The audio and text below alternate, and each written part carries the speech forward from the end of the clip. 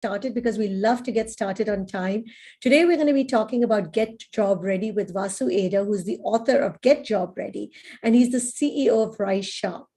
Let's learn what are the top tips to get your dream job. I know a lot of us are thinking about that, thinking about what kind of job do we want? How do we get our dream job?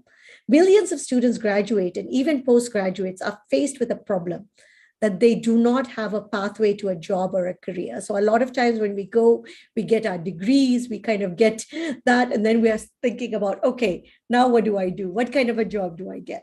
So Get Job Ready, How to Land Your Dream Job Out of College is the first book of its type, and it provides India's college students with a career pathway framework as a foundational element to improve their job readiness.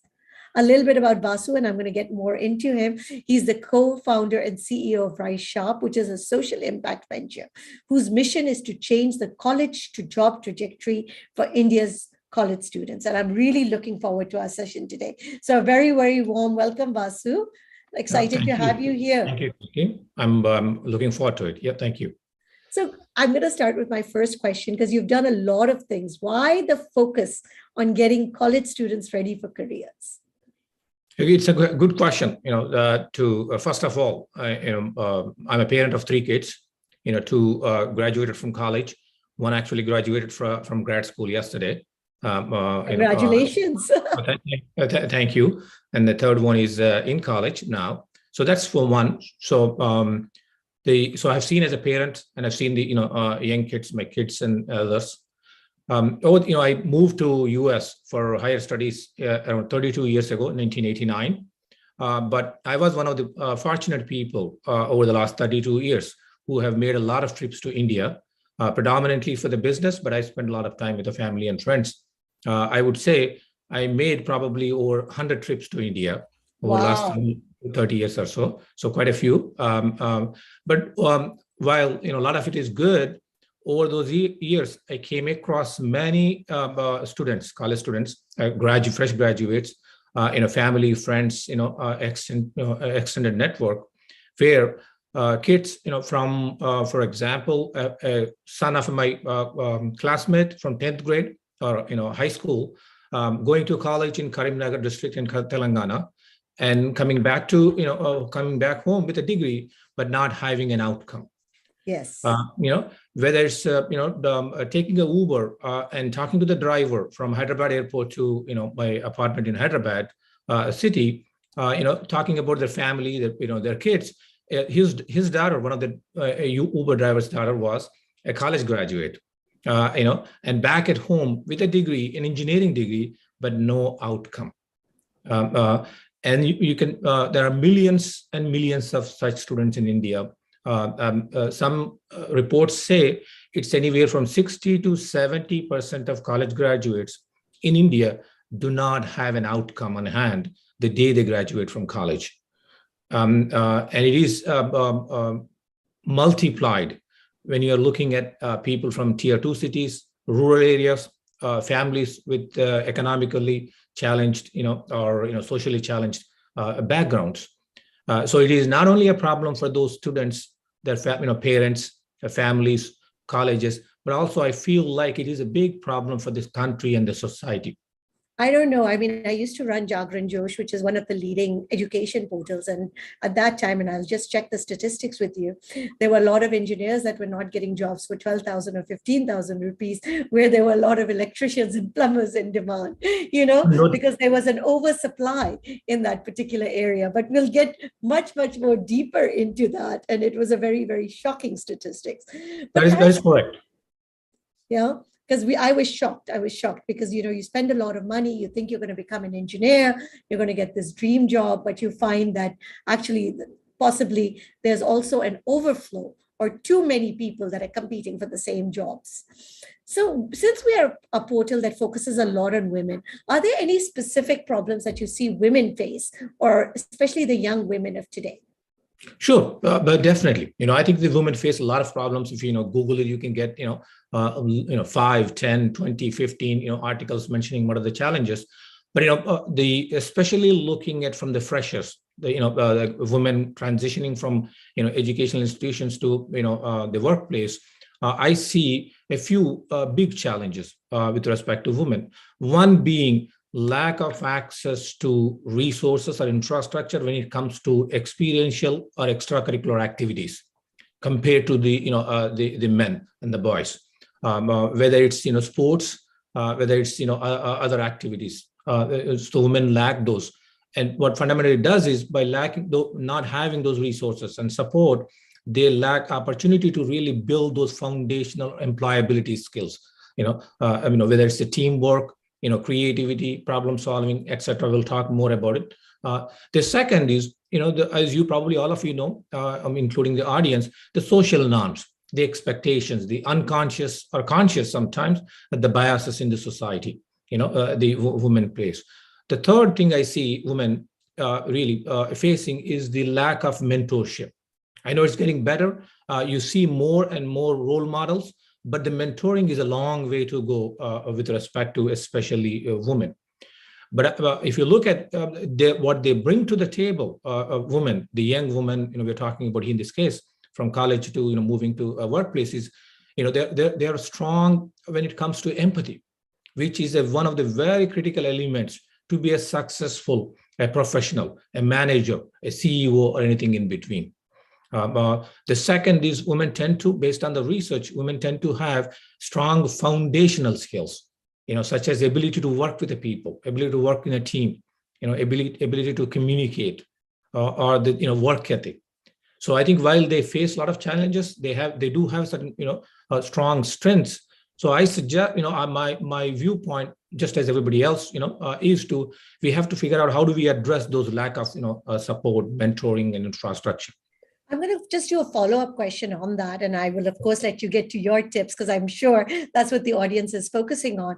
They also say that women were hit more severely in COVID times. Do you see that happening also for college students? Sure, it does. Whether it's fortunately or unfortunately, because when women raise kids tend to be doing well. That's the fortunate part of it. Unfortunate part of it is they do have multiple jobs. So during the COVID, when they work from home, you have to juggle multiple things. Versus going to office and all. So I definitely see that it affected. When the company scaled back, I think women tends to be more in the service industry. Majority of them, if you look at the service industry, are the women, and the service industry was one of the industries hit hard during the COVID times. Now I'm going to ask you this because a lot of times we still feel that the best jobs are still overseas. We're still running. We want to get that degree. We want to get that job. Is it still the case? Are there as good opportunities in India, or is it still better when you start thinking about getting job ready? Are you also going to give us that flavor on domestic versus international? Sure. I think it's an excellent question. I think it's a question a lot of parents are probably asking, students are asking, in India and across the world.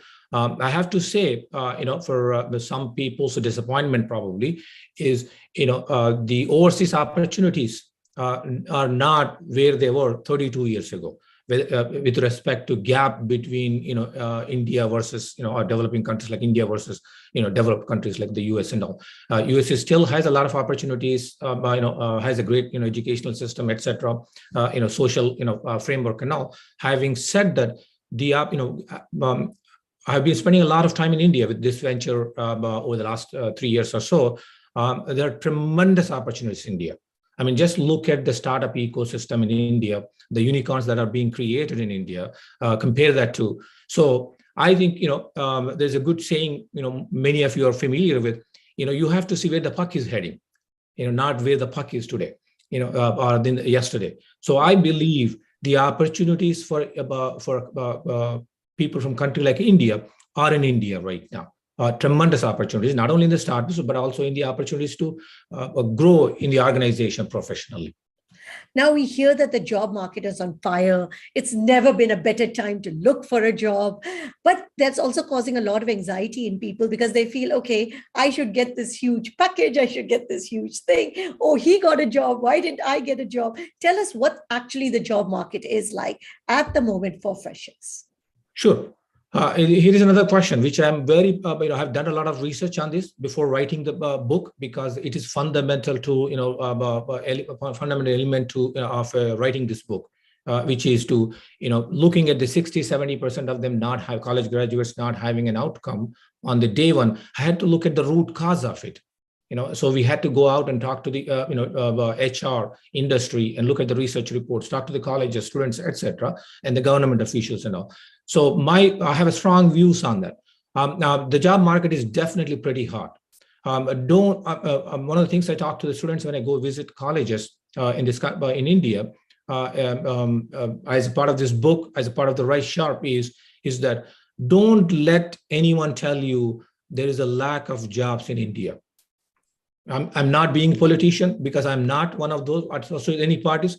But then I will do a rebuttal right now. But most people say, okay, that's in the tech area, or that's in the big cities. So please answer that too as you answer this question. Sure, definitely. So extend on it. India is one of the fastest growing countries in G20. It was the fastest growing country in G20 before COVID, and it will come back to that very soon in the very near future. And India has a capacity to create about 10 million new jobs a year. It has a capacity to create 10 million new jobs. It's creating about around 4 million new jobs today. The reason, what is driving the growth, and I'll come back to the reasons why it's not, it has a capacity, but it hasn't created yet. The demand, the consumer demand in this country has skyrocketed, as we all can see. Second, in India's startup ecosystem has been creating tremendous job growth. Millions of jobs. The startups alone can create millions of jobs they're creating, and they have a potential to create many more jobs. And the third driver is the export potential for the India's products and services. And yes, it is product goes much beyond the Western countries like UK, and the potential for the exports, and goes much beyond the IT. It can go from to consumer products to the defense industry and everything in between. So the drivers of the Indian growth are those three: the high consumer demand, the startup ecosystem, and the strong potential or high potential for the exports. So now let's get into how do I get that dream job? Because according to you, the environment is there, the jobs are there, the opportunity is there. So now I should be able to get my dream job. So I turn it over to you. Sure.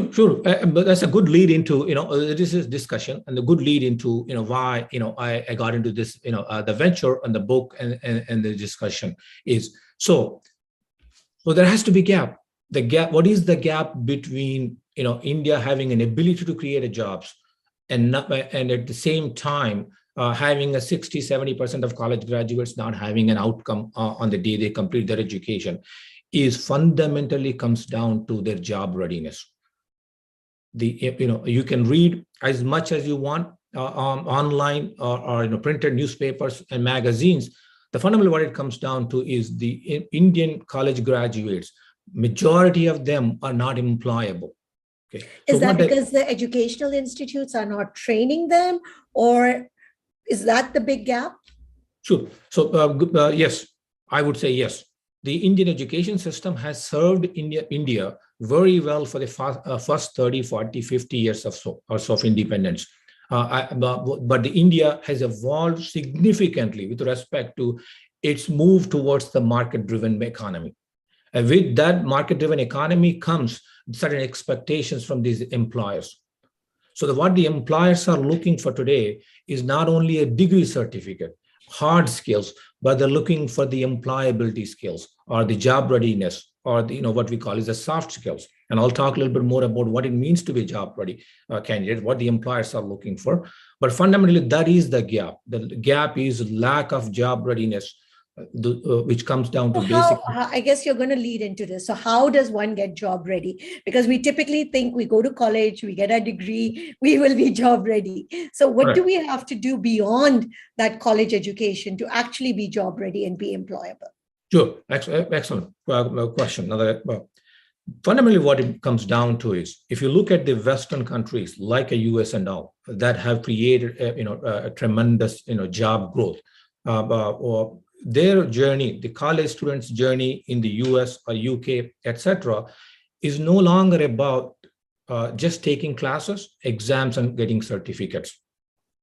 And India's college journey, educational journey, is still an academic journey, which is good, but that alone is not good enough to get an outcome.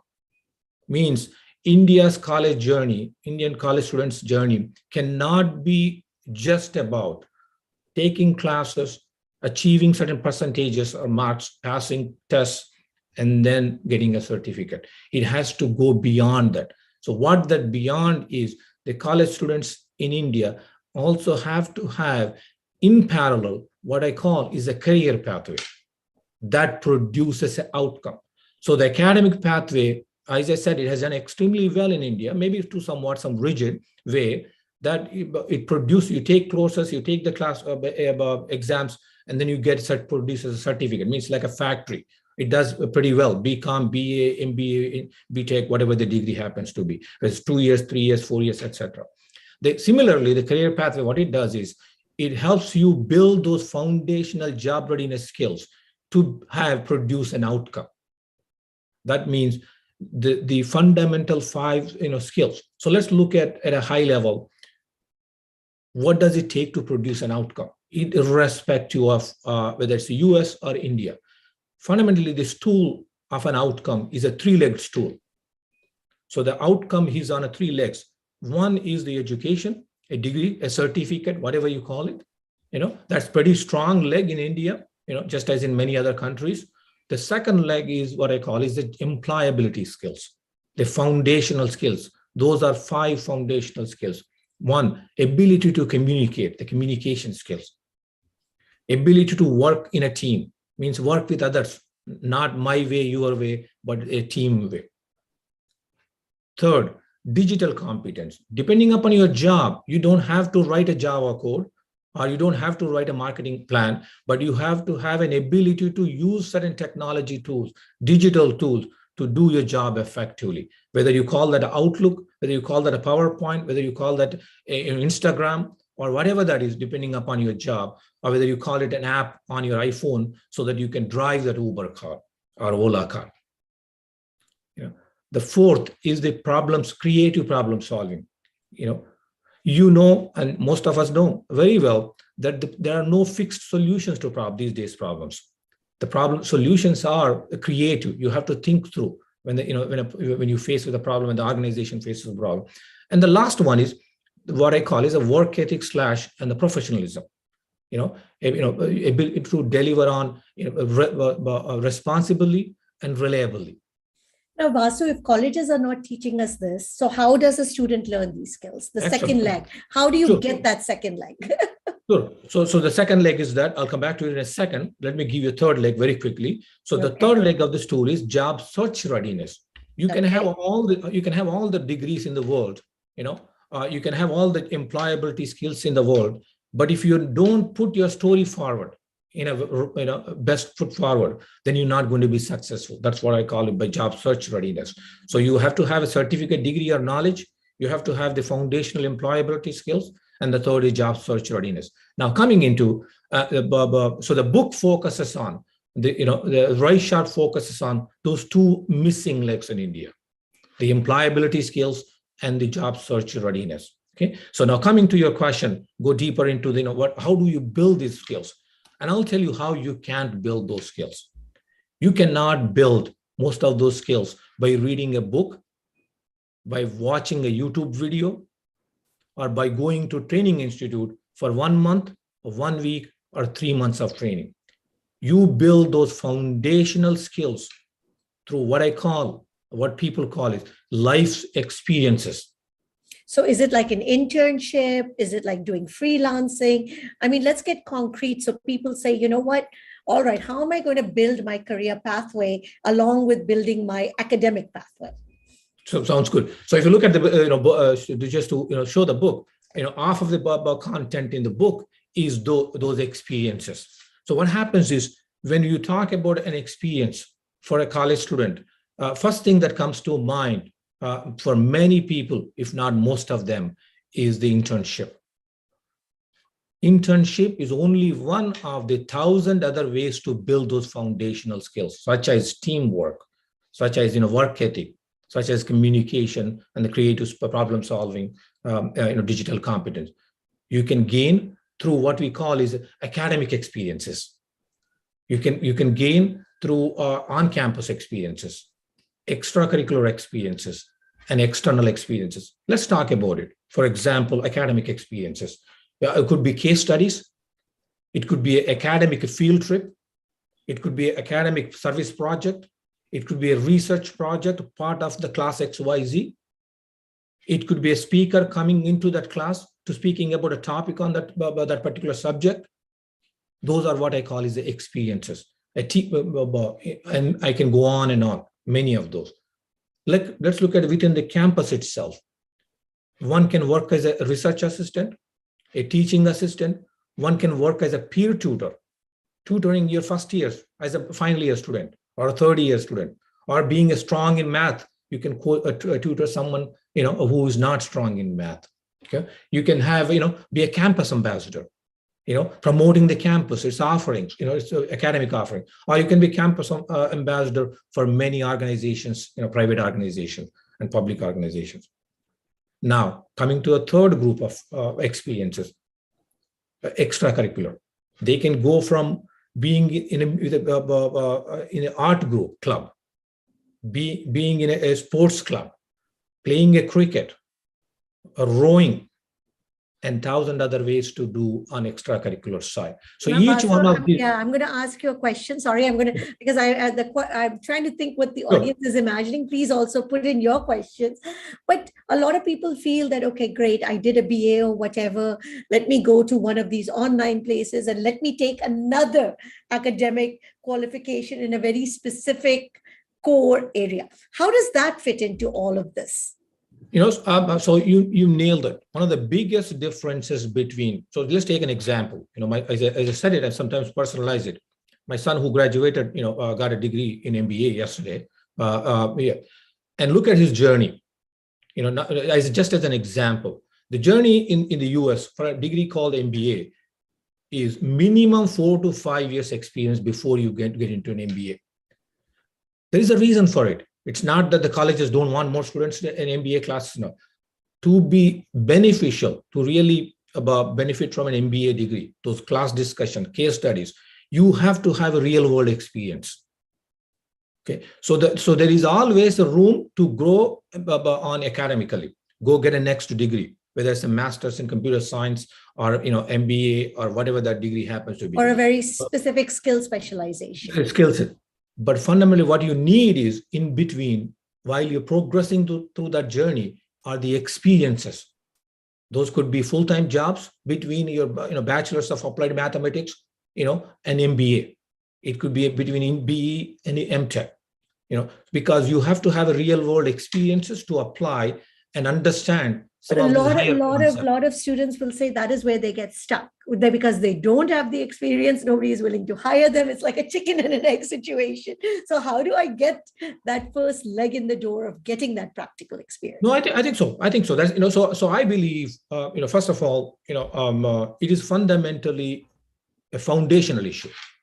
You have what I mean by that at the institution level, at the organization level, at the at the government whatever the certification level and all, they have to provide these mechanisms, provide these pathways to have experiences while they progress through the college. Okay. Now the chicken and egg game is, as I said it, to build these extracurriculars. Internship is only one of the 1,000 ways you can build it.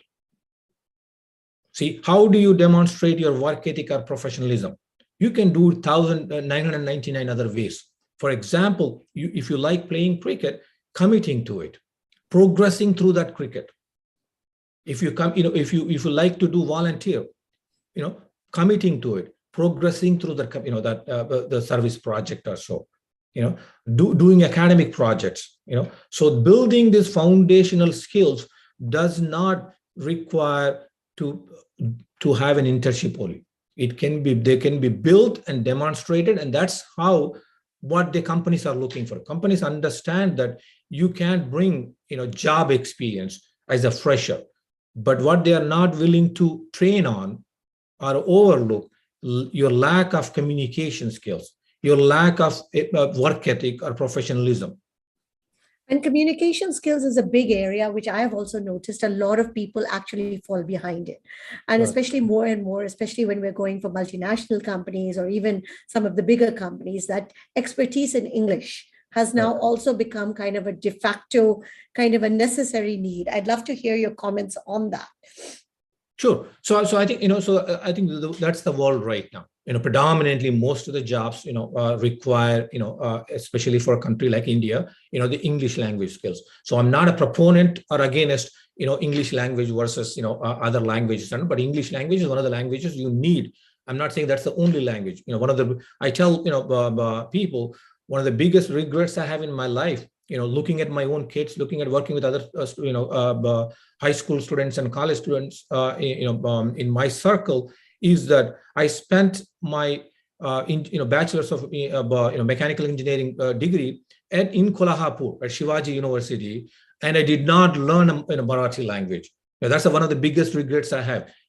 So what I mean by that is, we have to, English. We have to look at English as one of the ways to, progress through what we want to achieve professionally. What it takes to, achieve or whatever the aspirations are. But with respect to communication, the English is only one part of the communication. Communication is your ability to express, your ability to write, your ability to speak, your ability to empathize with the people you're working with. So it goes much, much beyond. And the way to build those is through practice, and not through reading a book. Reading a book can give you a context. Reading a book can give you a starting point. But the ways to build and retain, develop and retain those skills are through practice. And that practice could be, as I said, academic experiences. It could be, extracurricular experiences or the external like internships, etc. Now, I'm going to give you a real life example because, of course, I'm going to give it in my case. I have an intern that's working with me, very smart guy, awesome, great at his work. And he probably does know English. And I have told him that, listen, you can only speak to me in English, but he is just so shy. And I've spaced that with so many. I've hired over 400, 500 people. And I found that language, that hiccup, is like really a bigger stopping point for a lot of people. I mean, I can communicate in Hindi and English, so it's not an issue so much for me. But I know that some of the talent just gets stopped right there because of their not so comfortable. So how do people get comfortable with it? Because I do feel it's becoming one of those critical skills, even though having a second language, because everything also, if you look, is going multilingual, even in India. Correct. And I think you probably saw the research. There's a deep research done. Having a proficiency in one language actually helps in another language. Means having a proficiency in Hindi or Telugu, Telangana, where I come from, should help you, develop these other languages. For example, if English happens to be. To answer your question, how do you build that? I think that it has to start early. I don't know if you noticed it. I noticed it. Most of the students these days, especially in states that I've been traveling, they actually went through from grade 1 to until now English medium. So what's happening is the practice is not happening in those academic sessions. That they're not able to how do you get out of your comfort zone?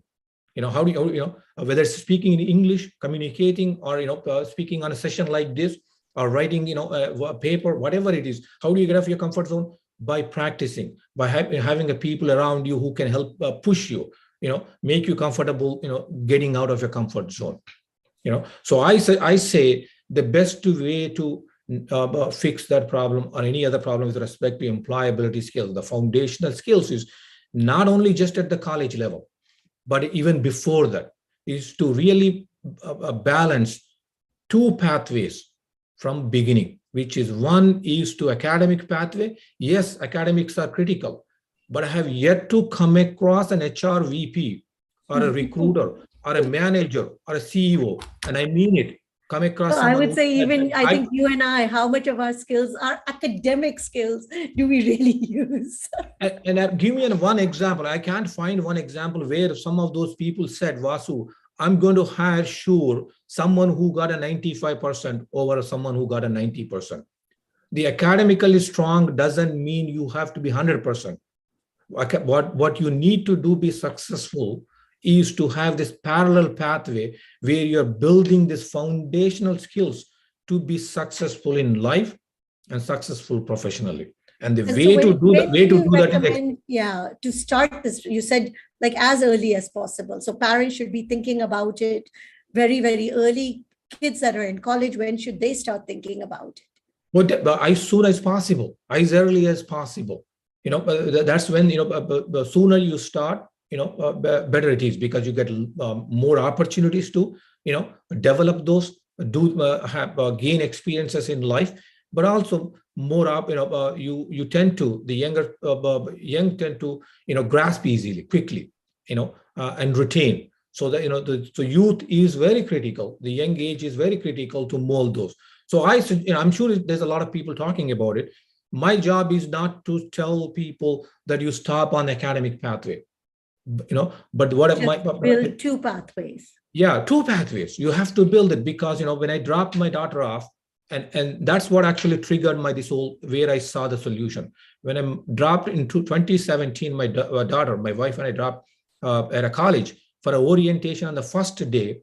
She was introduced at this college where she went to in the morning to an academic advisor, and his job was, he's one of the professors. Job was to help Kriti figure out what she wants to major in, what does she want to study. She was interested in classics, whatever. Don't ask me why. Those are her interests. So his job is to help her, kind of guide her through that process. But the same orientation day, first day of the college, they introduced her to a career guidance counselor. And her job was, and that center's job was, to help Kriti figure out what does she want to do 5 years from now, 10 years from now, next summer. It doesn't mean the plans and aspirations don't change. They will change, but they always have to think and get some guidance. So that's what I mean by career pathway, the parallel pathway. Nowhere it says we as a humans can only do one thing.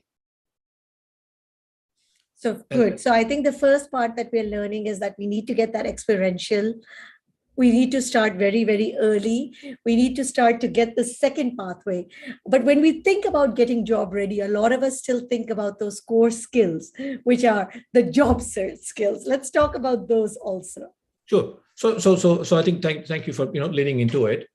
So how do you what can you do to get a job? What are some key tips? There are 10 tips in the book, but I'm going to focus on 4 fundamental tips when it comes to freshers, transitioning successfully from college to career. Then I'll talk about 4 more that could apply to people who either left the workplace for whatever the reason and want to come back, maybe women who went back and took a break during the COVID, and they want to come back to workplace, or the people who have an experience. So let's talk about the freshers, the first. First and most important thing is a resume. I know you touched on it early on in the conversation. So the resume, one of the things you don't want to do is experimental resume. You don't want to create an experimental resume. Resume's job is not to have a lot of colors. Resume's job is to be very creative, because resume is supposed to just to convey, who you are. Put that first best impression in front of the eyes of a recruiter or whoever is reviewing the resume. So so you want to make sure that your resume is not experimental. It's not with respect to fonts, sizes, font colors, the etc. Because you want to leave the first best impression. Your goal of a resume is to get an interview. You want to make sure it is proofread. I know a lot of people tell it's all over the place. But you see it probably, and I see it in my job, my this company, too many times. Too many errors, too many times. Too many errors. It is humanly thing to do it. Even after so many years of working with the students, working myself, building my own resumes, my kids' resumes, student resumes. I can make mistakes. That's, humans make mistakes. Our eyes cannot pick up something. So it's very critical to have a resume read by multiple people. Okay, whether it's a family, friends, professor, or your, previous, co-workers at an internship, etc. Again, on the resume's job, you don't want to be dishonest. You want to be, clear. Resume is not about how much content you want to put it on. Resume has to be, concise and get the message across with respect to that particular job. Okay, so in case of a resume, especially for freshers, I believe, and it is true that, and based on the research again, is the less is better.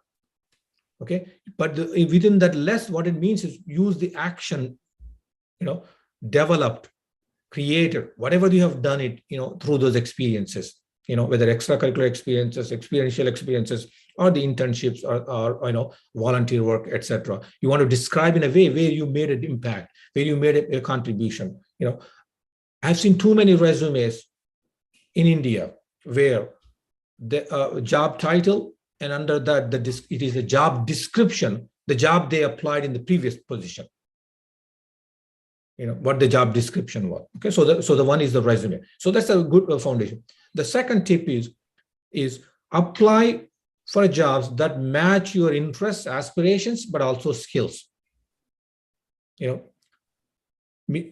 it means is, it's not about the numbers, how many jobs you apply. Yes, we need to apply to more jobs than few postings, but we have to have some fit based on our interest, based on our skills, because that will get you to an interview and possibly to a job.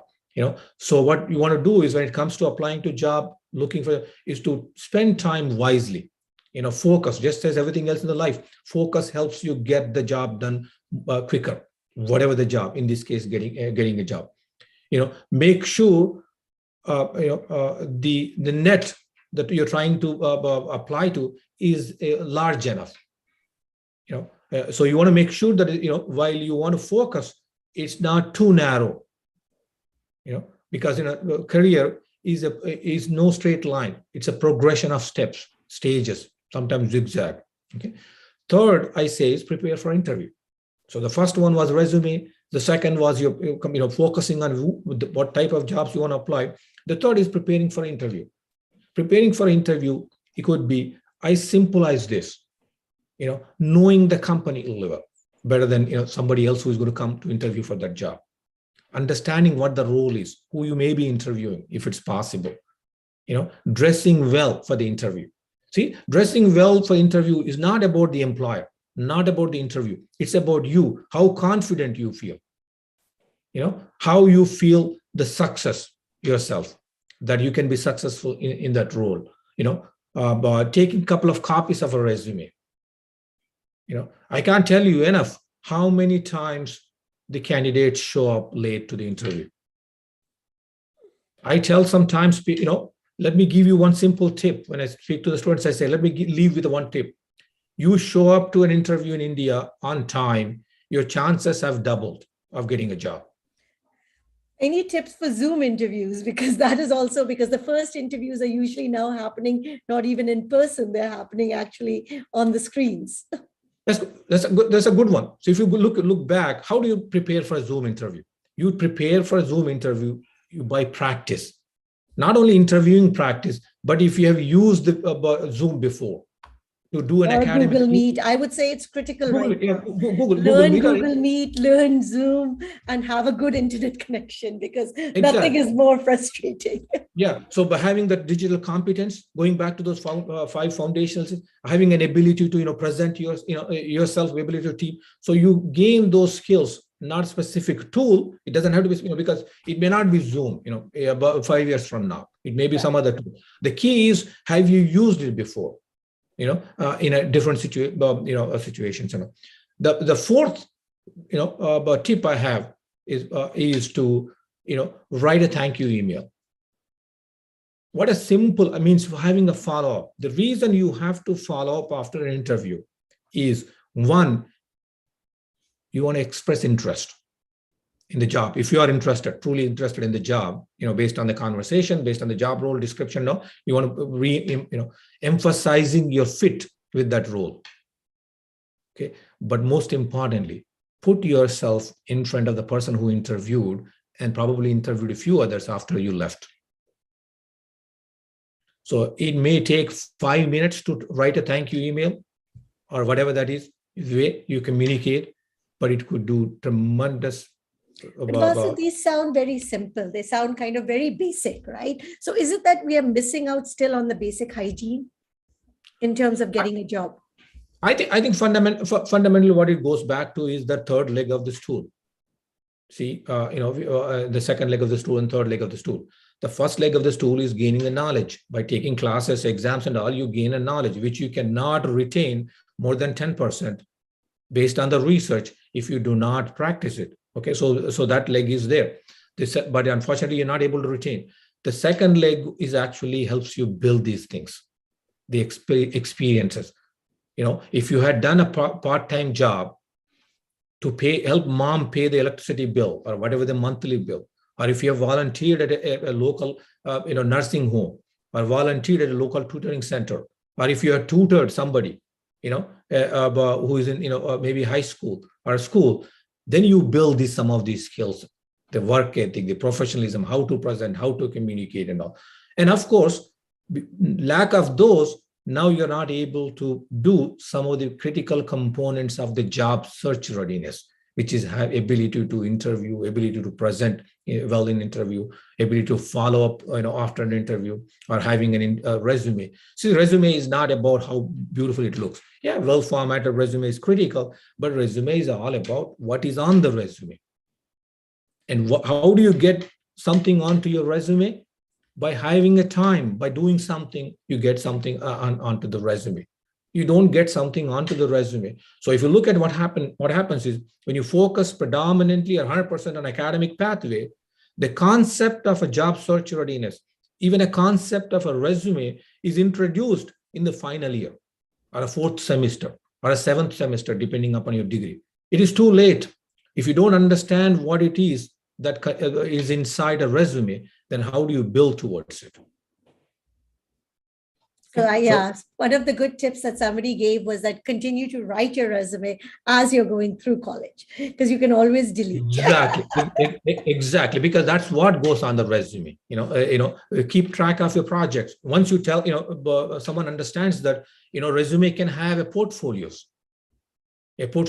Resumes can have a project. Resumes can have a service engagements or activities. Resume can also have a sports activities. Then they say, okay, now let me look for some clubs. Let me look for some activities, and then pursue those, our portfolio or projects, etc.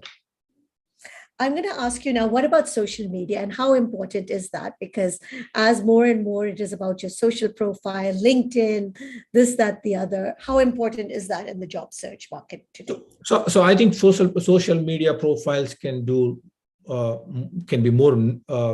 bad than a good if done wrong. So what it is, as I said, I'm a parent of 3 kids.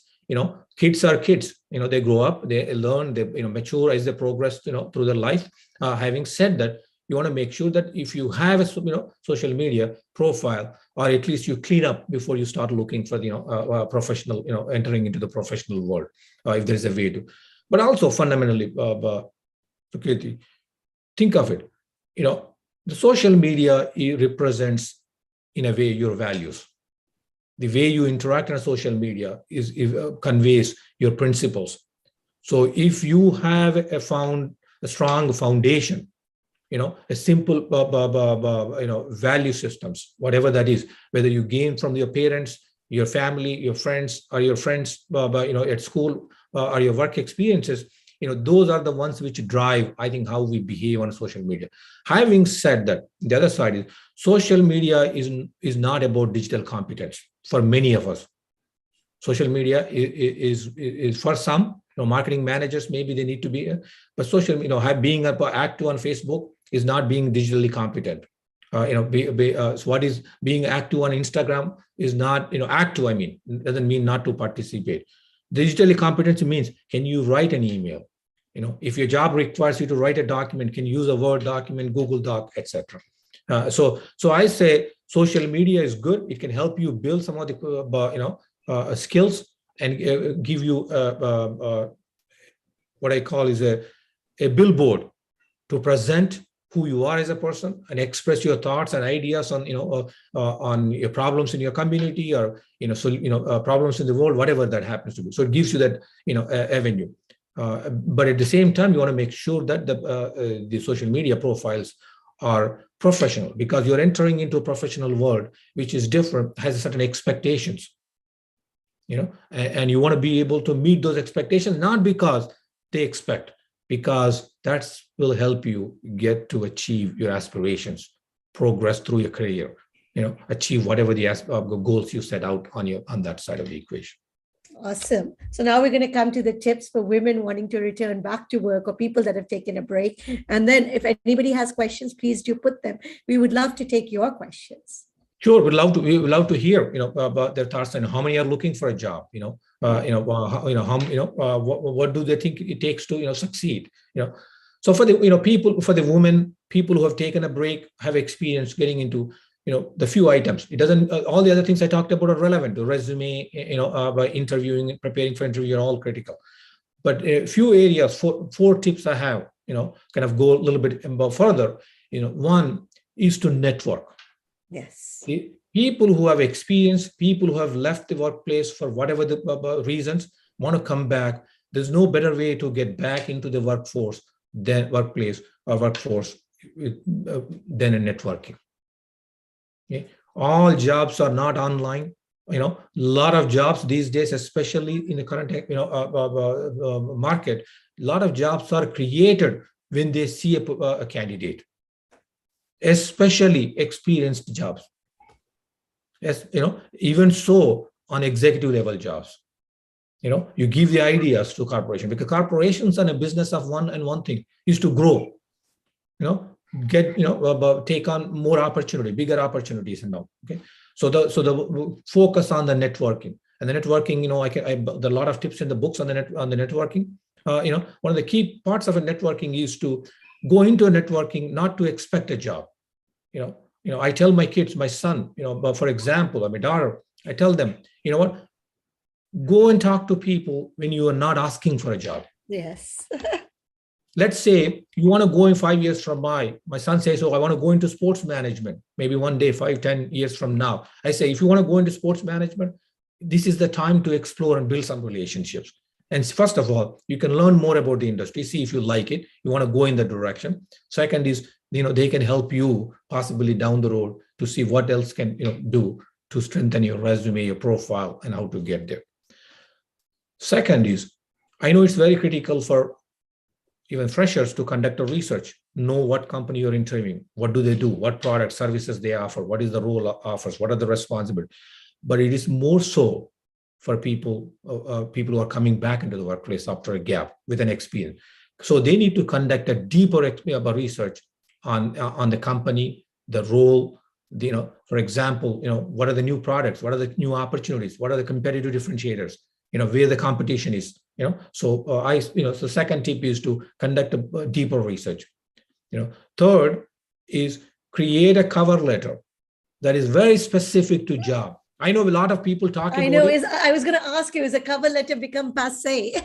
No, because I get 2-liners. Here is my resume, please. I think so. And I know a lot of people talk about it when it comes to freshers also to have a cover letter. I think it is important, but it is so important when it comes to experienced person. And I say that's where the cover letter can play a huge role, especially if you're coming back after a gap, if you're moving into a next role or moving into a different industry. I will say it also in another way, because most of this time you receive everything on email, and at least the cover letter lets you exactly focus in on those 2-3 reasons why I should go ahead and click and even open your resume. Exactly. I mean, I'll tell you from a very, very simple perspective, because, first you want to read why the person is possibly interested and have they even caught your attention, because when you get, so many emails, it's those 2 minutes to shine to tell me, please click and open me. Correct. And in many aspects of our life, we do a lot of things to get ready. in the sense, present ourselves well. But I think, it's the same thing can come to apply to a job when you're searching for a job. The last, fourth, and there are many other tips, but fourth key is when you're coming back to work, women, for example, are with an experience, are moving into a different industry, are looking for a much, higher level role, whatever that happens to be. Emphasize your employability skills. De-emphasize the need for the hard skills, because those roles and the corporations are willing to invest, take a bet on some of the lack of hard skills, but not on the soft skills or employability skills and all. So what I mean by that is to emphasize your past experiences, impact, or contribution with respect to communication, teamwork, work ethic, problem solving, digital competence. So I said, so it's one. So that's where I think about the biggest difference would be, is to say you bring that experience where it matters. The tools will continue to evolve. It doesn't mean you don't need to know the tools, but you can learn them. And so if you look at it, think of yourself, all of you, audience too. I want you to think about one point. If there are two people in an organization in the same role, and the organization has to downsize, what are the chances that they will downsize someone who does not have a good work ethic, professionalism, or communication skills, versus someone who doesn't know the next best tool that just came out yesterday? Think about it. And higher you move up in the organization, more emphasis is paid for those. So I think when it comes to, again, recapping, networking, conducting a deeper research, creating a personalized, a cover letter, because that means you're telling the real key story there by emphasizing your employability skills, the soft skills, the job readiness. Thank you. We'll take Bhavna's question. Go ahead, Bhavna. Yeah, hi, hello.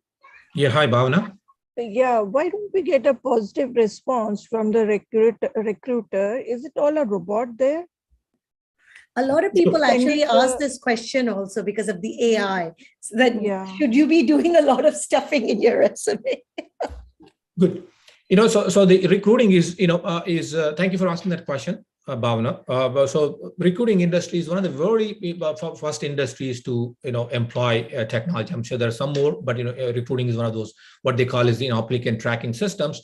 They basically take the Word document or PDF document, resume, cover letter you upload, and they process it into keywords, just like Google does the searches and all, and then try to match it.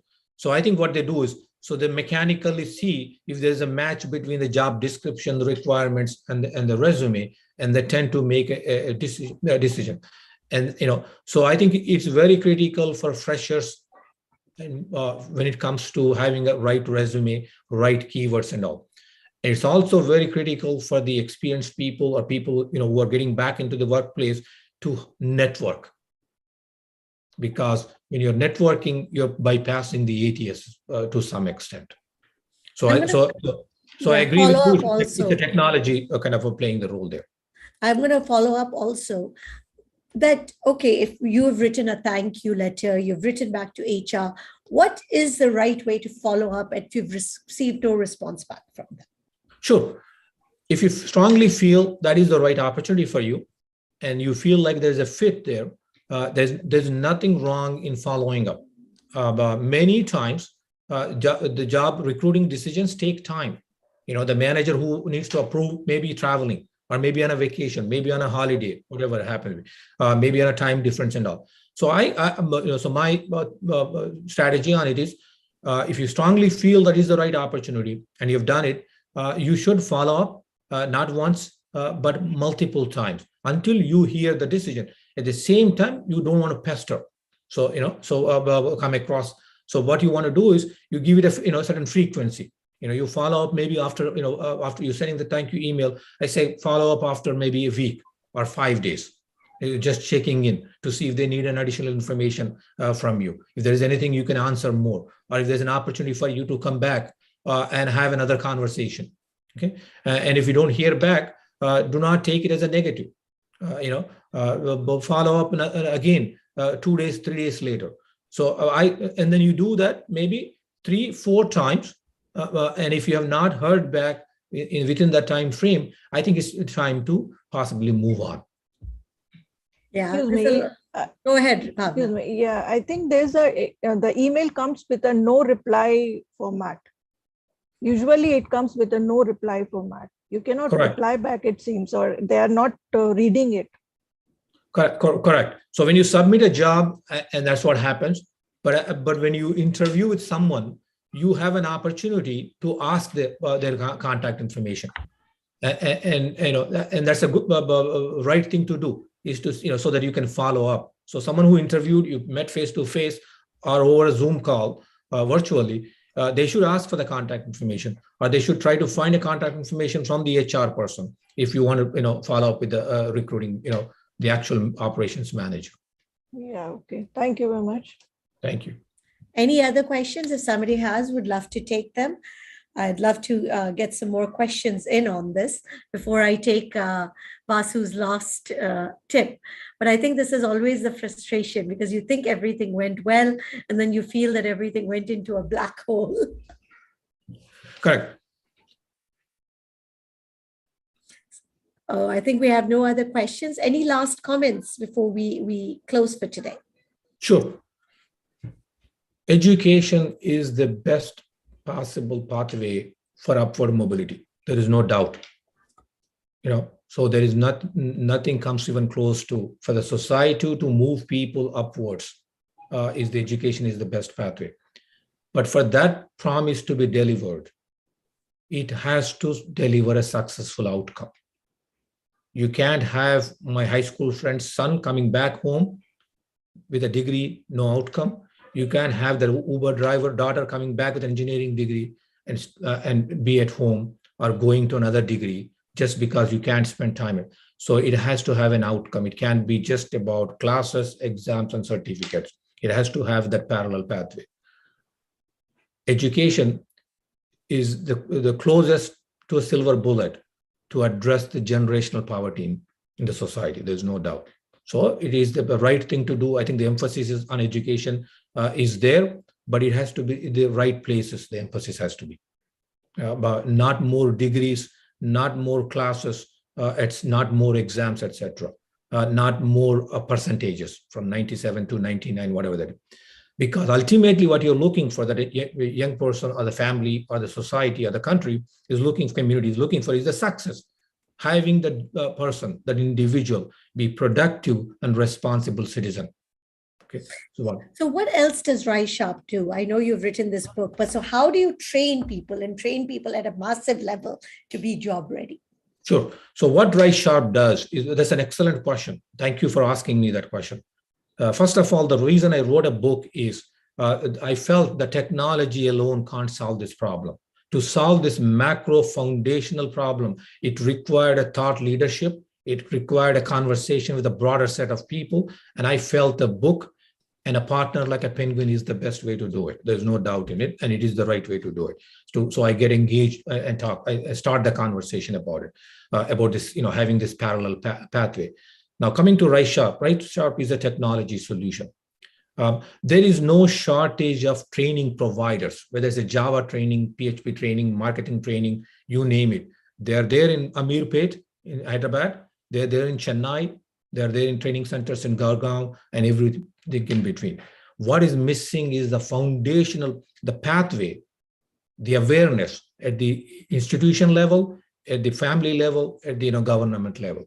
Okay. So the technology solution, what RiseSharp provides, is basically a technology to manage this pathway. So what RiseSharp basically brings to the table is the two critical components. One is the ability to connect the employers on one side with the job applicants on the other side as a fresh talent, whether it's a part-time job, internship, research project, etc. Or many other ways to do it. The second thing it does is it provides a suite of resources to how to get job ready on these foundational skills and how to get a job search ready. One last thing I would say is that you pointed out, it provides the resume builder as you progress through the college. Not only educates on what is a resume, what content is inside the resume, but ability to build it as you progress through the college by adding portfolio projects, etc. Thank you, Vasu. Thank you for sharing all these tips with us. I hope it's going to help the listeners a lot. I hope it will help all of you get that dream job. And please do, send us on Facebook or LinkedIn. We'd love to hear from you. Thank you. I appreciate the opportunity. I really enjoyed talking to you. Thanks to the audience.